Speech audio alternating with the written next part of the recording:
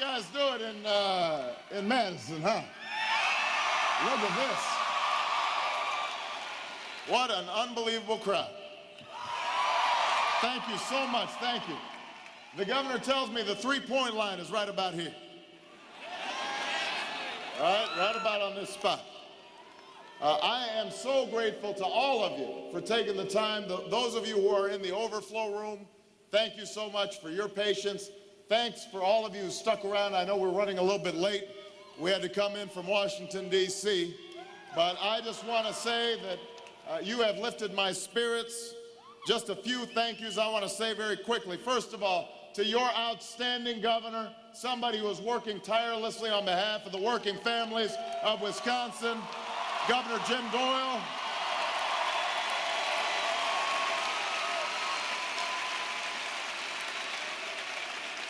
I am so proud to have the governor's support. I am grateful for the First Lady, Jessica Doyle, to the governor's two sons, Gus and Gabe, who have worked on our behalf as well. I want to thank the Milwaukee mayor, Tom Barrett, for driving over to Madison. He's been a great supporter. But I especially want to thank our host this evening, the mayor of Madison, your own Mayor Dave, who endorsed me here today. Thank you, Mayor Dave Cheslowski.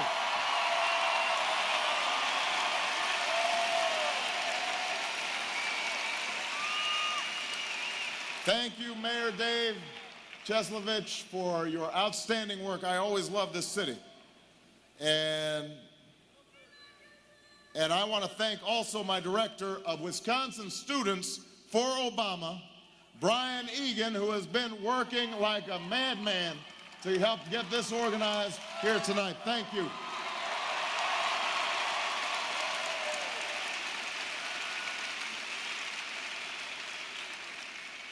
So today, the change we seek swept through Chesapeake and over the Potomac.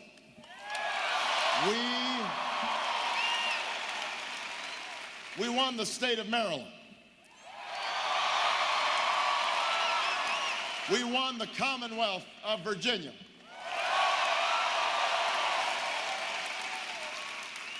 And though we won in Washington, D.C., this movement won't stop until there's change in Washington, D.C. And tonight we're on our way.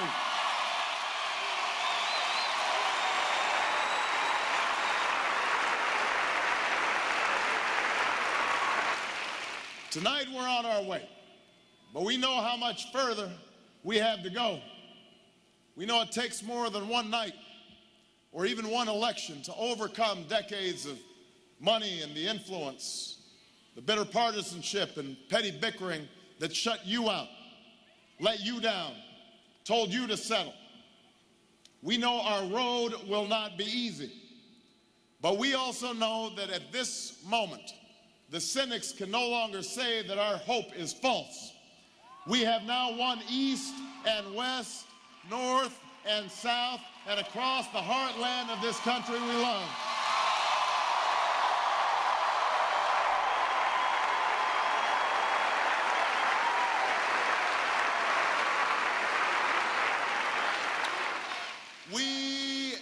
We have given young people a reason to believe, and we have brought the young at heart back to the polls who want to believe again.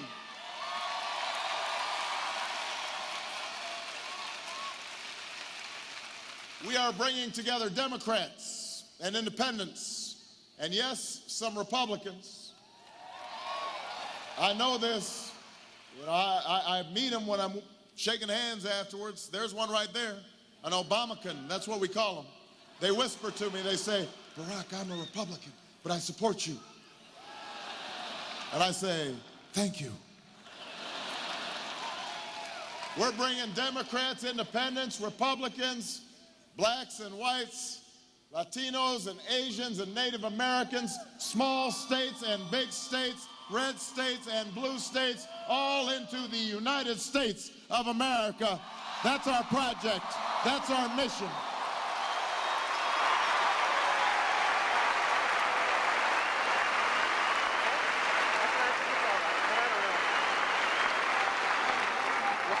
This is the new American majority. This is what change looks like when it happens from the bottom up. And in this election, your voices will be heard, because at a time when so many people are struggling to keep up with soaring costs in a sluggish economy, we know that the status quo in Washington just won't do. Not this time, not this year. We can't keep playing the same Washington game with the same Washington players and somehow expect a different result, because it's a game that ordinary Americans are losing. We are going to put this game to an end.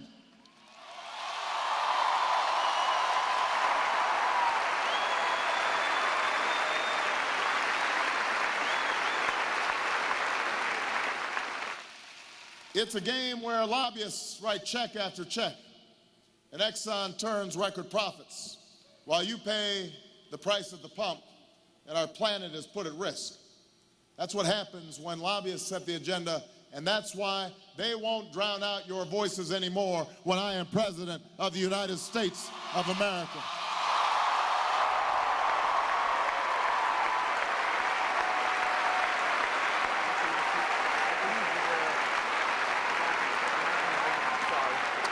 It's a game where trade deals like NAFTA ship jobs overseas and force parents to compete with their teenagers to work for minimum wages at the local fast food joint or at Walmart.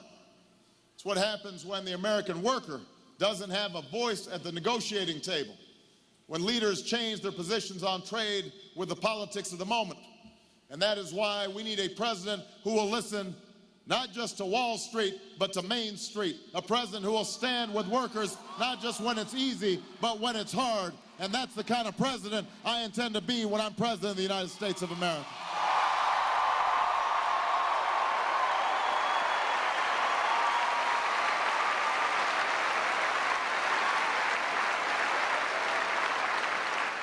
It's a game where Democrats and Republicans fail to come together year after year after year, while another mother goes without health care for a sick child.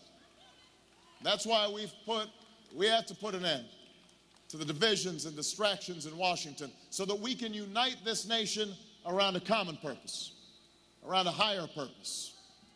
It's a game where the only way for Democrats to look tough on national security is by talking and acting and voting like Bush-McCain Republicans, while our troops are sent to fight tour after tour of duty in a war that should have never been authorized and should have never been waged.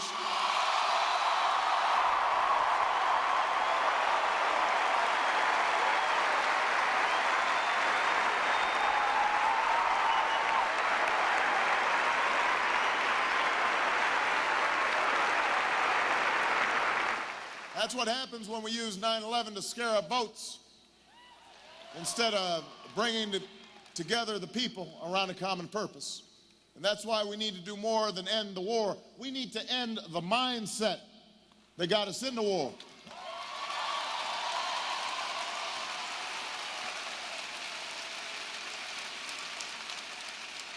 And that's the choice in this primary. It's about whether we choose to play the game or whether we choose to end it. It's change that polls well, or change we can actually believe in. It's the past versus the future. It's about whether we're looking backwards or whether we're marching forward. And when I'm the Democratic nominee for president, that will be the choice we have in November.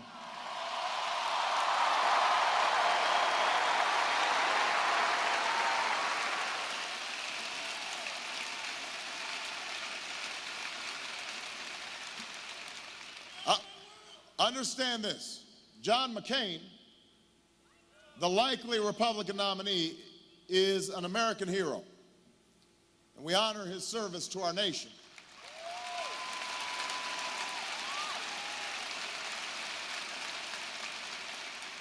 We honor his service, but his priorities don't address the real problems of the American people, because they are bound to the failed policies of the past.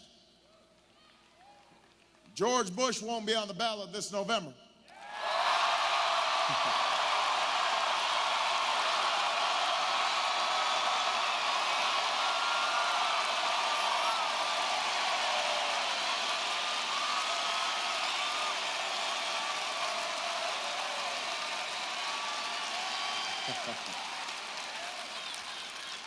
George Bush won't be on this ballot. My cousin Dick Cheney won't be on this ballot. But the Bush-Cheney war and the Bush-Cheney tax cuts for the wealthy, those will be on the ballot. When I am the nominee, I will offer a clear choice. John McCain won't be able to say that I ever supported this war in Iraq because I opposed it from the start.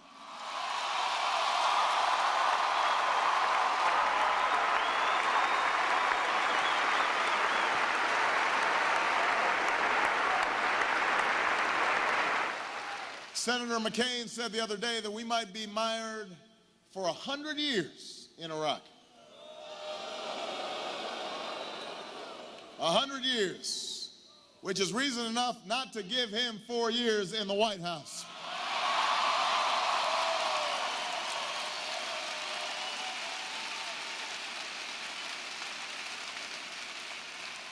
If we had chosen a different path, the right path, we could have finished the job in Afghanistan and put more resources into the fight against bin Laden.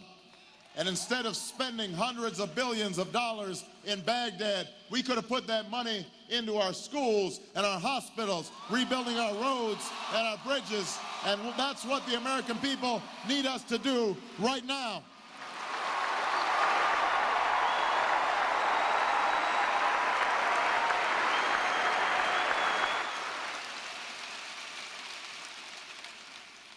I admired Senator McCain when he stood up and said that it offended his conscience to support the Bush tax cuts for the wealthy in a time of war. That he couldn't support a tax cut where so many of the benefits go to the most fortunate. That's a quote. But somewhere along the road to the Republican nomination, the Straight Talk Express lost its wheels because now he's all for those same tax cuts. Well, I am not. We can't keep spending money that we don't have in a war that shouldn't have been fought. We can't keep mortgaging our children's future on a mountain of debt. We can't keep driving a wider and wider gap between the few who are rich and the rest who are struggling to keep pace. It is time to turn the page and write a new chapter in American history.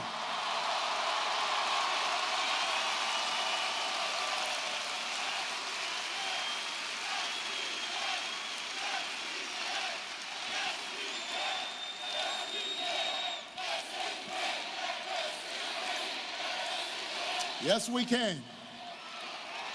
We need a new direction in this country.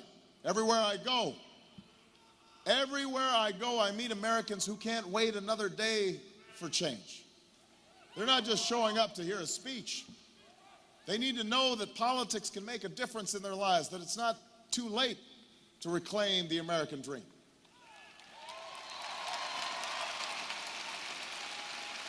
It's a dream shared in big cities and small towns, across races and regions and religions. That if you work hard, you can support a family. That if you get sick, there will be health care you can afford. That you can retire with dignity and security and respect that you have earned. That your kids can get a good education and young people can go to college even if they're not rich.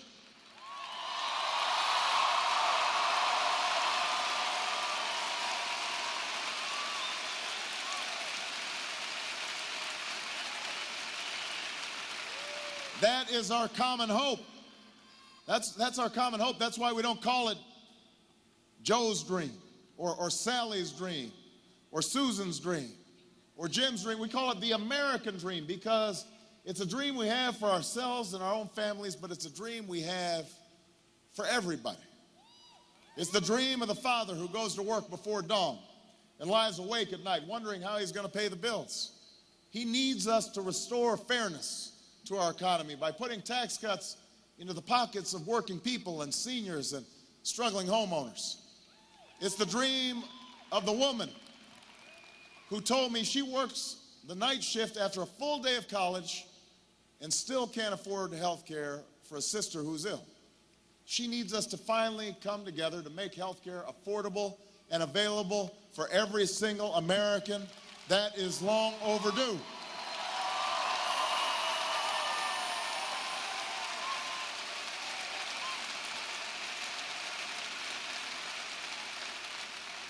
It's the dream of the senior I met who lost his pension when the company he gave his life to went bankrupt. He doesn't need bankruptcy laws that protect banks and big lenders. He needs us to protect pensions, not CEO bonuses, and to do what it takes to make sure that the American people can count on Social Security today, tomorrow, and forever. That's what he needs. That's his dream.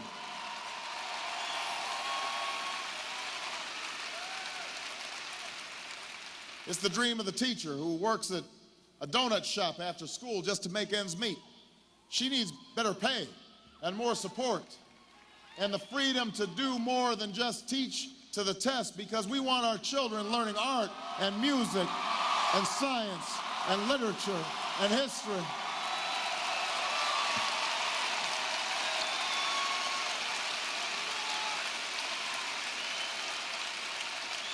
And if her students want to go on to college, they shouldn't fear decades of debt, which is why I'll make college affordable with an annual $4,000 tuition credit every student, every year. But you won't get it for free, young people.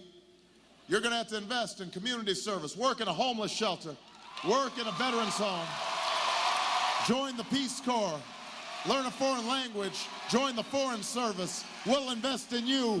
You invest in your country. Together, America will move forward. That's what we dream of.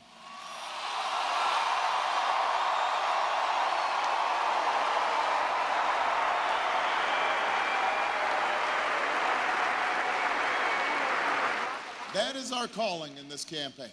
That's our calling, to reaffirm that fundamental belief. I am my brother's keeper. I am my sister's keeper. That belief that makes us one people and one nation. It's time to stand up and reach for what's possible, because together people who love their country can change it.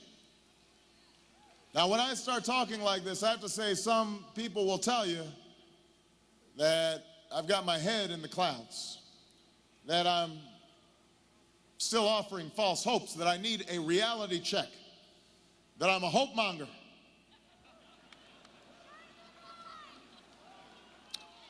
But you know, it's true. My own story tells me that in the United States of America, there's never been anything false about hope, at least not if you're willing to work for it, not if you're willing to struggle for it, not if you're willing to fight for it.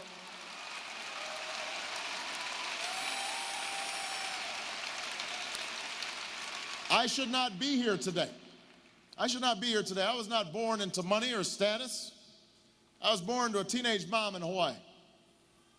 My father left us when I was 2. But my family gave me love, they gave me an education, and most of all, they gave me hope. Hope that in America, no dream is beyond our grasp if we reach for it and fight for it and work for it. Understand this: hope is not blind optimism. Hope is not ignorance of the barriers and the challenges that stand between you and your dreams. I know how hard it will be to change America. I know it won't be easy to provide health care for all Americans like I've proposed. If it was easy, it would have already been done. I know that it won't be easy to change our energy policy. ExxonMobil made $11 billion last quarter. They don't want to give those profits up easily. I know how hard it will be to alleviate poverty that's built up over centuries. I know how hard it will be to improve our schools, especially because improving our schools will involve more than just money. It will require a change in mindset, a belief that every child counts, that it's not somebody else's problem, a belief that parents have to parent and turn off the TV set and put away the video game, and that our students have to raise their standards of excellence. That's not easy to do, changing attitudes, changing culture. I know it's hard because I fought those fights. I fought on the streets of Chicago as a community organizer to bring jobs to the jobless in the shadow of a shuttered steel plant. I fought in the courts as a civil rights lawyer to make sure people weren't denied their rights because of what they looked like or where they came from. I fought in the legislature to take away power from lobbyists, and to provide health care to those who didn't have it, and to fix a criminal justice system that was broken. And I've won some of those legislation die when good intentions weren't enough, when they weren't backed by a mandate for change, when the American people weren't enlisted in the process of change. I know how hard these things are. The politics of hope does not mean hoping things come easy. But I also understand that nothing worthwhile in this country has ever happened unless somebody, somewhere, is willing to hope. When somebody is willing to stand up. Somebody who's willing to stand up when they're told, no, you can't. And instead they say, yes, we can. That's how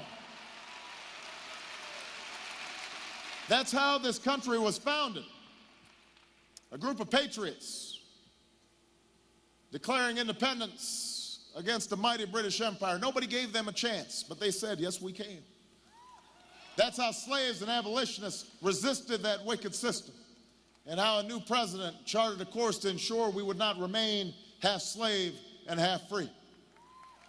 That's how the greatest generation, my grandfather fighting in Patton's army, my grandmother staying at home with a baby and still working on a bomber assembly line, how that greatest generation overcame Hitler and fascism and also lifted themselves up out of a Great Depression.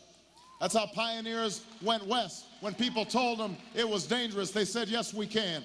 That's how immigrants traveled from distant shores when people said their fates would be uncertain. Yes, we can. That's how women won the right to vote, how workers won the right to organize, how young people like you traveled down south to march and sit in and go to jail, and some were beaten and some died for freedom's cause. That's what hope is. That's what hope is.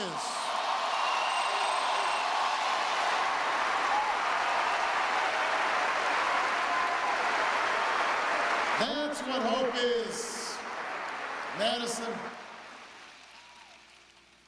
That moment when we shed our fears and our doubts, when we don't settle for what the cynics tell us we have to accept, because cynicism is a sorry kind of wisdom. When we instead join arm in arm and decide we are going to remake this country block by block, precinct by precinct, county by county, state by state, that's what hope is. There's a moment in the life of every generation when that spirit has to come through if we are to make our mark on history. And this is our moment. This is our time. And where better to affirm our ideals than here in Wisconsin, where a century ago the progressive movement was born.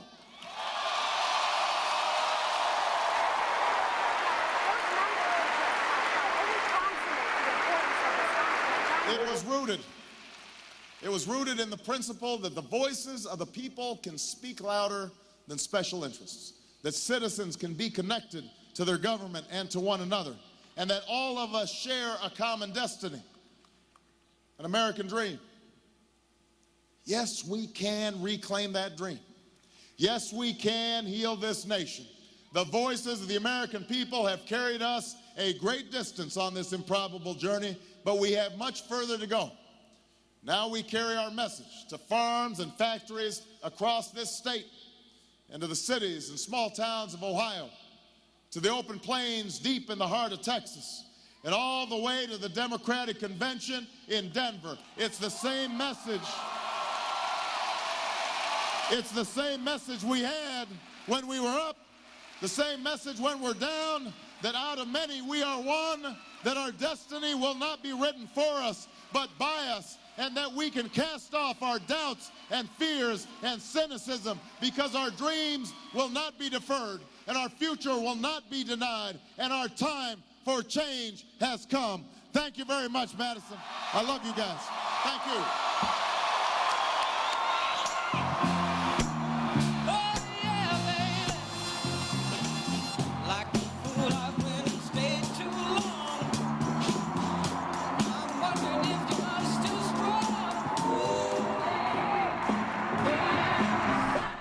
Barack Obama at the University of Wisconsin tonight in Madison. The primary in Wisconsin is 1 week from today, on February 19th.